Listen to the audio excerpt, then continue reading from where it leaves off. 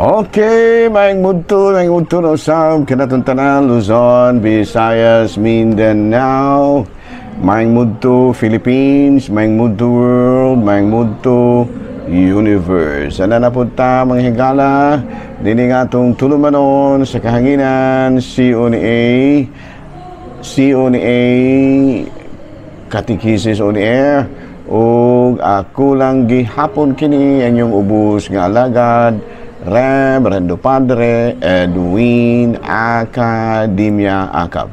Aboy na mga higala, adlaw karon nga Lunes, pizza 20, unsa man tarong adlaw mga higala, pizza 24, unsa marong adlaw, Vesperasos Dumaguete. Okay mga higala, no? So congratulations di ay nga sa ato ang mga kaigsuunan nga mga Dumaguetenios, no? Ang ilahang kuraparoko din na si Monsignor Robert Bungguyan. Oy, salamat kay inyo ha sa imuhang maayong mga pagtagad, no? Kanamo mga kafarya, no? Ubay-ubay gid ta mga pare karon ni Andres Dumaguete makikala ka musalmot mi sa gitawag natong kapistahan sa atong mahal nga patron diri sa Dumaguete, Santa Catalina de Alejandria. Hala, no? May mudto na kanatong tanan ang hinaot kita nga anaa kitang tanan sa kapiskay sa panglawas. Abino ang ato ang santo karon kun atong tan-awon diri sa ato ang list of kuan mga higala karong adlaw, walay lain kung dili si Saint Columban, no? Saint Columban. Abino mga higala, no? Kini si Saint Columban natawo siya na atong 543. Niya namatay niya atong 615. Uy, taas-taas gid po og edad ni si Saint Columban. Ya unsa kini siya ka Irish missionary, European, nangaabot siya sa European continent and traveled to Gaul, no? France mo na Gaul sa una, no?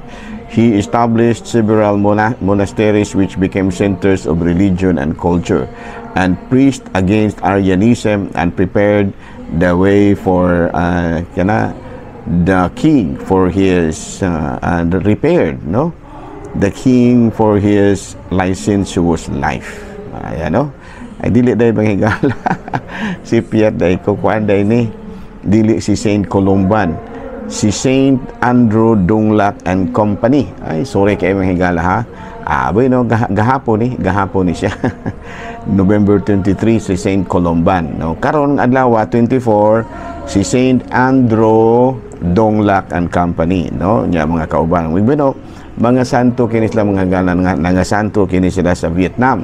Christianity came to Vietnam through the Portuguese. 1615, the first missionary was opened in the place Danam. There was a rebellion.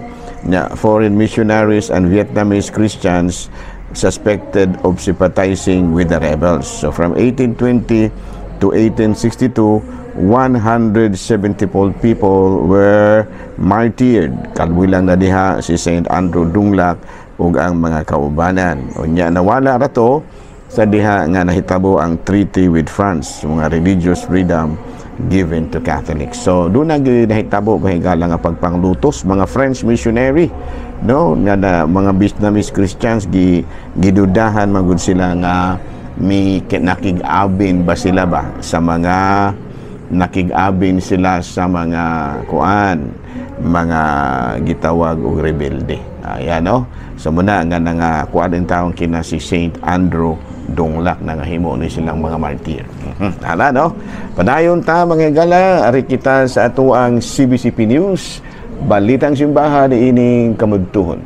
Pope Leo the 14th says he hoped to visit Portugal, Mexico, Peru, Argentina, and Uruguay. No, mo kana ang pangandoy, no? Ni he hopes to get to visit kining iyagining mga kuan, iyagyod nga mabisitahan kining mga lugar, no? Kining mga lugar mga higala kuan kini sila mo ni sila primero gyud nga mga lugar nga diin naadtuan, no? Naadtuan sa Kristyanismo, kaya mga katsila ba. Of course, another cardinal is Antonio Tagle on Sunday called on Filipinos to care for one another, especially the poor, saying there's no excuse for ignoring those in need.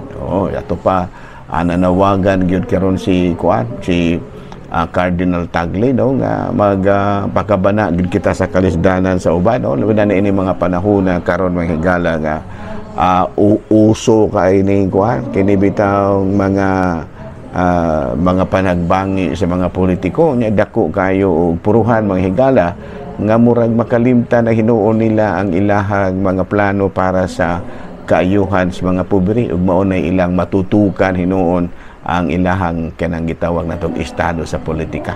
Daw na daw. So muna nga ato lang yung iampo ning ato mga politiko mga higala kay ug unsay diskarte sa mga politiko maapektuhan ba gyud ta? Kasi sila man mao na sa front line. Klaro, Muna nga kung unsay diskarte sa mga politiko, apektado kita kaayo higala kay ngano man. Sila mangguy na ang dumalagod ug sa ato pa naa nila ang power of the purse. Nagkanabang naaba nila ang katungod sa pagkupot sa matud pa panudlanan sa Pilipinas. So wala nga ampo ginato ni pastila ning purmahan nato mga higala ug dili nato ni paningkamutan na disgrasya kita ining lakawa. So mo kana ang panawagan karon ni Cardinal Tagle. Ayan nahala pa dayon ta mga higala ari na ta sa ato ang katikismo. Abino arita mga higala sa atong topic karon sa ganito itong topic karon. Ang atong topic karon is about ang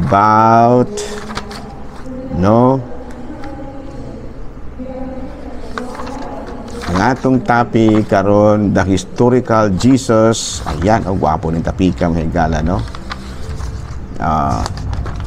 kining topic bitaw mga higala kining Roman Catholicism. Roman Catholicism. Muna ang ato ang kuan mahigala, atong relihiyon Roman Catholicism. Roman Catholicism is the oldest and largest branch of Christianity. There are more than 1 billion Catholics worldwide. The Roman Catholics is led by the Pope. The Pope rules from the Vatican City, which is a separate country inside Rome, Italy. Kini ang kuan mahigala, kini bang Vatican nasud gyud po di siya inside a state within a state di siya ruled by the Pope, which is a separate country inside Rome, Italy. Catholics based our teaching in the Bible, tradition, and magisterium. Matod pa ang atong pagtulunan gyud isip Katoliko, Jesus is the Son of God. That's number 1 Number 2, Mary is the Mother of God. Number 2 na. Number 3, we honor the saints and ask for their intercession. So diha dapit nagtuyok ang atong pagtulunan. We believe that Jesus is the founder of our religion. Kaya kung atong basahon mahigala sa Mateo chapter 16 verse 18 to 20, nagkanayon kini.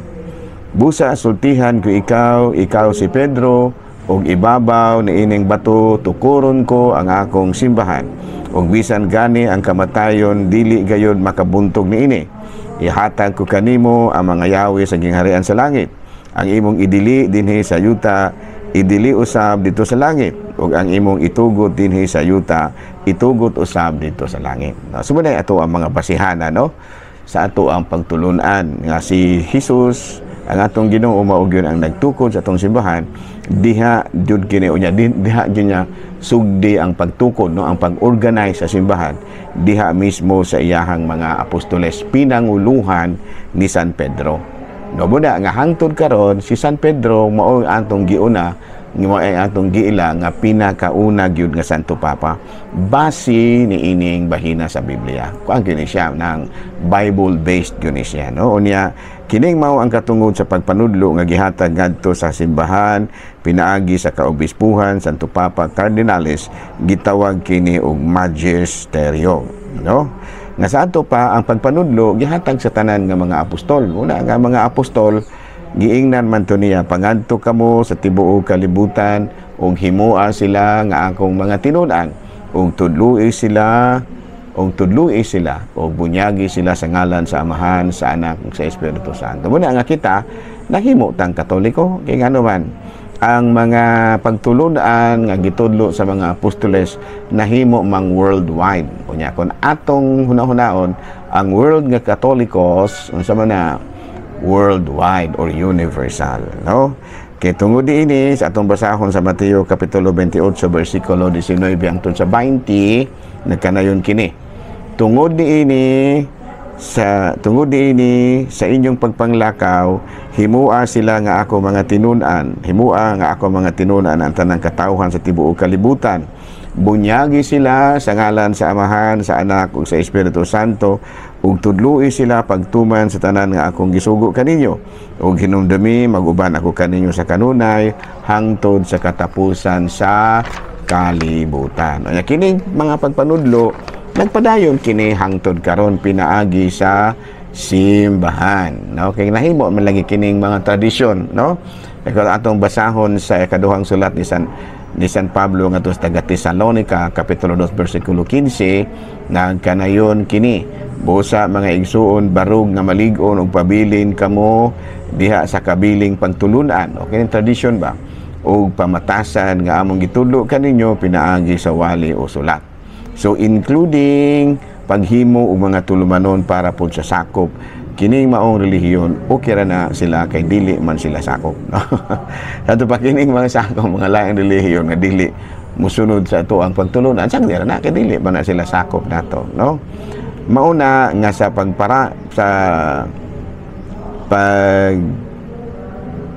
kanabitang pagpadaghan og mga converts ilang atakihon, no? Ang mga gitudlo sa mga nahauna apostoles, obispo, mga adunay katungod pagtudlo ug moatake dili na miyembro o miyembro sa una. Mana no sa to pa kini bitong mga atake mga higala sa kuan pagtulon ang Katoliko para nako dili gina sila angay bitaw nga matud pa kakasukan kay ngano man wala sila masayon sa ilang gibuhat kay ngano man mo atake man sila nga wala man sila katungod pag-atake kay dili man sila miyembro, no? Ang mga miyembro pa ta pwede tang mo question sa atong pagtulunan pero og dili ka miyembro padayon da diya sa imo padayon da pabigamo, no? Ingon ana, no? Ug kita mga Katoliko manikamot gyud ta nga atong masabtan ang atong mga pagtulunan. Padayon natin ni ha. Padayon ta mga higala, no, sa ato ang mga pagtulunan. Ari kita sa Roman Catholicism. Roman Catholicism. Ito baliko na aron di ta masalaag. Number 1, Roman Catholicism is the oldest and largest branch of Christianity. There are more than 1 billion Catholics worldwide. The Roman Catholic Church is led by the Pope. The Pope rules by the Vatican, which is a separate country inside Rome, Italy. O diya, we Catholics base our teachings in the Bible, tradition, and magisterium. Ito malimot ana, no? Number 1, Jesus is the Son of God. Mary is the Mother of God. We honor the saints and ask for their intercession. Muna, no? Nga muna, nga gituog yung kita nga si Jesus mo ang nagtukod sa itong simbahan, no?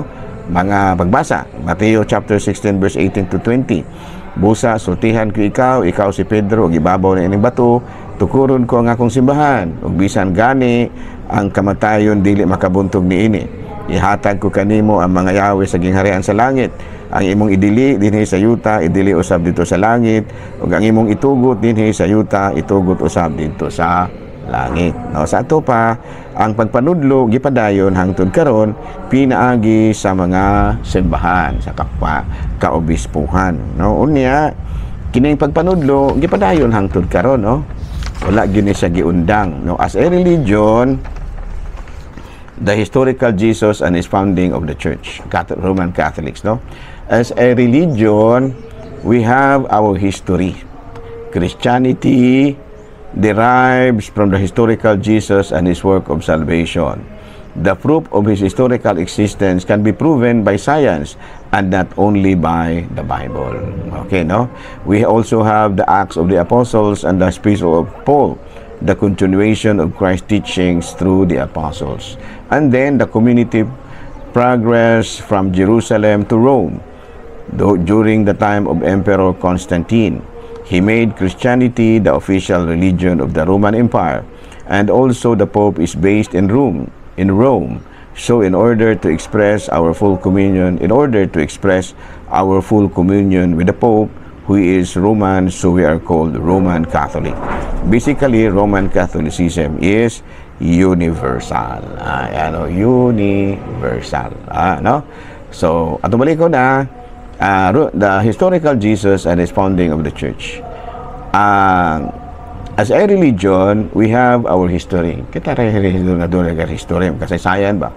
Christianity derives from the historical Jesus and his work of salvation.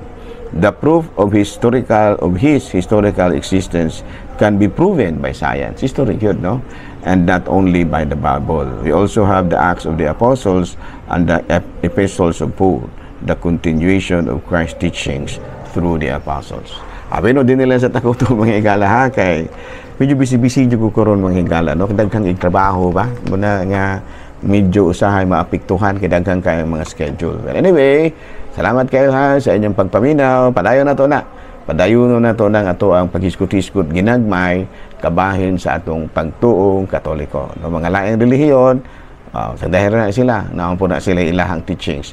Pero sa wayo na ganita, ato rasang tubagon. No, tubagon na sa nato. Nadili pinaagi sa kasuko. Parehas ba style ni Father Darwin Gitgano ba nga magtubag siya, magkatawar siya. Wago ko kakita ni Padre nga magmusika, no? Ang iyahang mga kauban nagsiningkahay na, pero siya wag nagpakita ra gyud siya nga kanang stable kayo ang iyahang baruganan, no? Wala niya gipamugos, wala po niya ingong gikasuko, wala. So believe jud ko kayo, no? Father Dar, no? May magkakita kita pa na lang. Sa murag kami raman sa akong tanaw ining Father Darwin, murag kami raman katas-a siguro. mga 5-footer ba? Mga 5-footer, no? Di ako naman ko 5'5" naman ko. So pila dagay na unsa dagay height ni Father Darwin, no? Ako 5'4" ko, 5'5". Nasukod man ko sa una pagsulod nako sa kini Philippine Marines kay amot dagay kay mukulo man ko ni atong mga lutahan magkagulang tabasing namubo na dagay ko ron. Pero sa una pagsukod na ako 5'5" jud ko. Okay, karon amot man sa pila na dagay ko. Salamat og mayong mudto Pilipinas.